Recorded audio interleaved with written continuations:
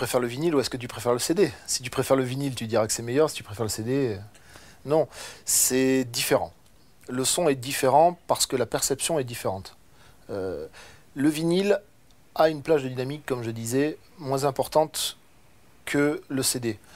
Donc, le travail sur le vinyle va être de dynamiquement resserrer un peu toute cette plage de dynamique et mettre en exergue les détails juste que l'on veut garder et enlever le reste, ce qui n'est pas utile.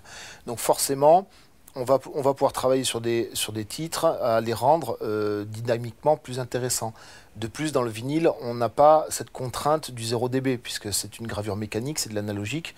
Donc on fait abstraction du limiteur. Autant sur un CD où on va devoir travailler en puissance et limiter notre signal à la fin, autant là, on n'est pas obligé. Certains adeptes du vinyle diront il sonne mieux. Moi, je fais du mastering digital, je fais du mastering vinyle. Je peux écouter certains projets et les préférer sur un support vinyle plutôt que sur un support digital. Et pourtant, ce sont deux objets différents. Je ne peux pas dire que l'un sonne mieux par rapport à l'autre. Faut pas se leurrer, le vinyle, ce qu'on aime bien, c'est que des défauts. Le craquement, c'est un défaut. La chaleur, ce qu'on dit la chaleur, c'est que ça développe plein d'harmoniques paires qui sont agréables à l'oreille, mais ça, c'est un défaut. Au mixage, on n'en veut pas du tout de ces trucs-là, généralement. C'est au mastering qu'on les recherche. Le CD a enlevé tout ça.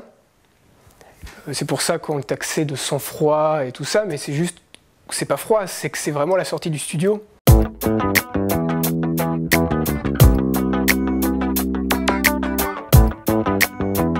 Il y a plusieurs contraintes, mais les plus grosses, on va dire, c'est de l'ordre de la stéréo. C'est un support qui a du mal à accepter une trop grande stéréo, en fait, puisque ça ferait croiser les sillons au niveau de la gravure. Le CD a une plage de dynamique de 90-100 dB, voilà, alors que le vinyle bien moins. Donc il y a une optimisation différente à faire, suivant ces supports-là. Donc il y a un peu d'innovation dans la façon de masteriser pour le vinyle. On en voit beaucoup plus de niveaux maintenant. Donc maintenant, parce qu'on a demandé, que les groupes demandent que le vinyle ait le même volume sonore que le CD. La même dynamique. Enfin, le CD a très peu de dynamique, c'est tellement compressé maintenant. Donc il fallait arriver à mettre aussi peu de dynamique et autant de compression sur le vinyle.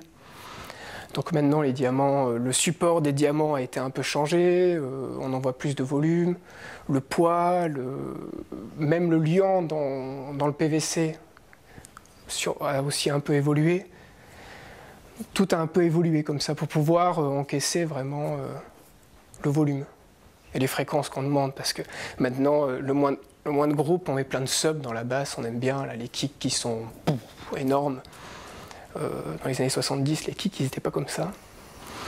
Donc, même dans les aigus, ça a beaucoup changé. Hein. Notre écoute, nos oreilles ont tellement changé en 30 ans que fallait bien que le vinyle change un peu.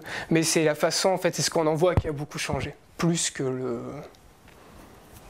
support lui-même.